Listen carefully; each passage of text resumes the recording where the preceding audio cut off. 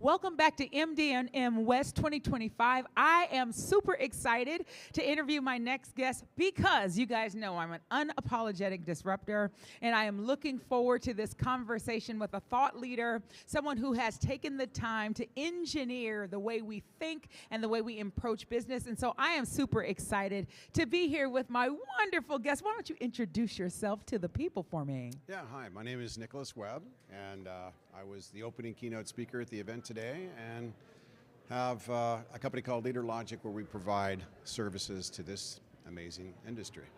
Oh my gosh. Okay, so I want you guys to know that I have already received a copy of Chaotic Change. And while I had questions, as soon as I got this book, I was like, oh, we're talking about this. So please, please, please tell me where you got the idea for the book, what inspired you to release a book called Chaotic Change? Yeah, so I work with some of the top brands in healthcare to help them do a better job of delivering great solutions to patients, and written several best-selling books on innovation. But then I began to realize that we're kind of going beyond innovation now. Yeah. And so what I wanted to do is sort of catalog what the changes are that are happening so that people can get a better idea about what to do about it. Wow. Yeah. And it is so, it stands out to me very much that you are contributing not just to leaders, but to such an important industry like our healthcare. I think it is a very worthwhile work. Have you always been as forward-thinking as you are in your approach to career or the development of others? Yeah. What kind of served as a catalyst to put you in that position? Yeah, so I remember being at this event almost 40 years ago. Wow. It was intense. Yeah. Right, so I've been coming to this event since pretty much day one. And I started my career in the medical device industry inventing medical devices. I invented one of the world's smallest microsilicone implants for ocular surface disease, and that made me realize I could do more of the same. That was 40 patents ago. And then one thing led to another, and I started to develop systems and tools to help other innovators take their product to market. Yeah.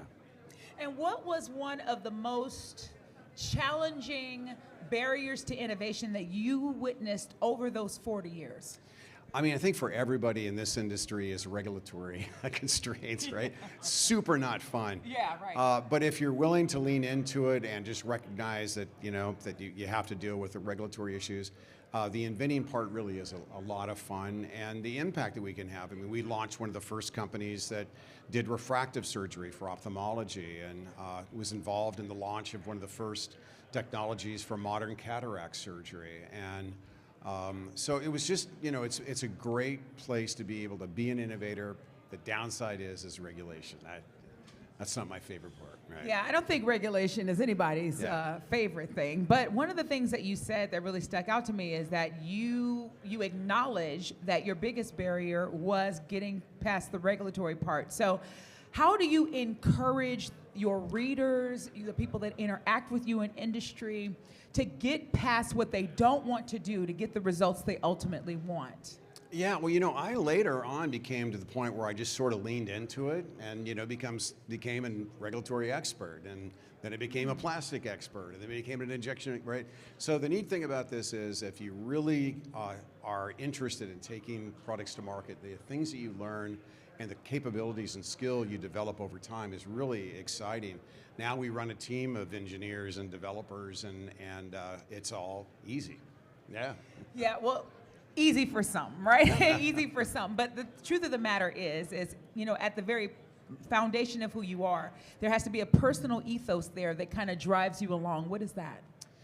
I have developed early on in my inventing career a tendency to do things I'm not qualified for, right? Yeah.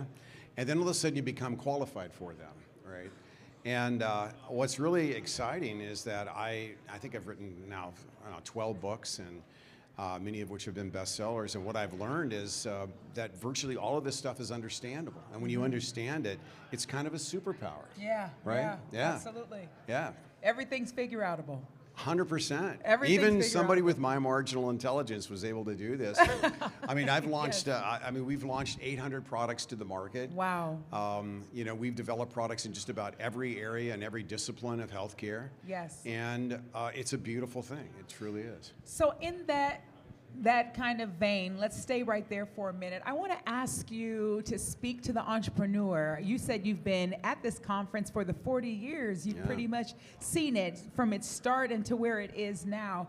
And so inevitably, you have come across the path of entrepreneurs that are feeling the barriers, feeling their own, maybe doubting their own personal acumen, the things they're not qualified for, because when you are an entrepreneur, you're chief cook and bottle washer, right? You do everything. And all of a sudden now you're having to let go of the baby and let it grow. How do you speak to them? How do you encourage them to keep pushing themselves toward the innovation they ultimately seek? You know, I would tell my historical self, I would give myself this advice, you know, get adult supervision. Right? Because at the end of the day, you know, less than 1% of the 3,000 patents that are filed every single week ever make it to market. But the good news is, just like everything, there's a formula. And when you understand the formula, then you can make it repeatable. So I think the average person gets frustrated and they have poor success with it ultimately because they haven't provided the outside expertise to be able to give them the framework to succeed.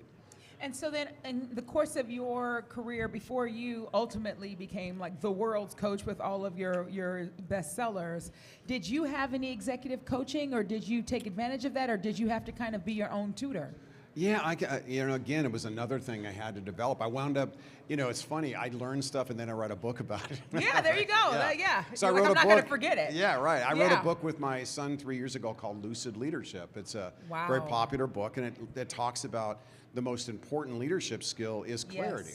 Right? It's clarity of the outside world, it's clarity of the culture you work with, and it's self-awareness. Right?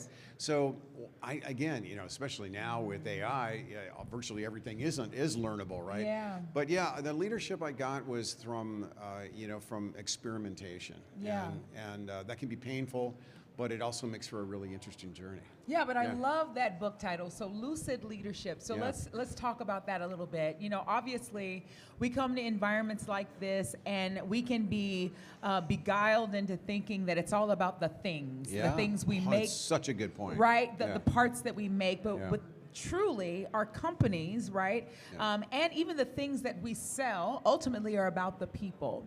How do we lead our staff into a place where they're always making sure the people are forward focused, like we're always thinking about the people? Really good point, and absolutely that is the point. In my keynote presentation this morning, I talked about human experience innovation. We call it HXI. You know, we have to deliver not just amazing experiences to clients, because for one thing, they're expecting a lot more than they ever have. The baseline level of expectation has become consumerized. So they want layered value, they want dynamic value, they want friction freedom, they want customization, they want humanity, they want your human.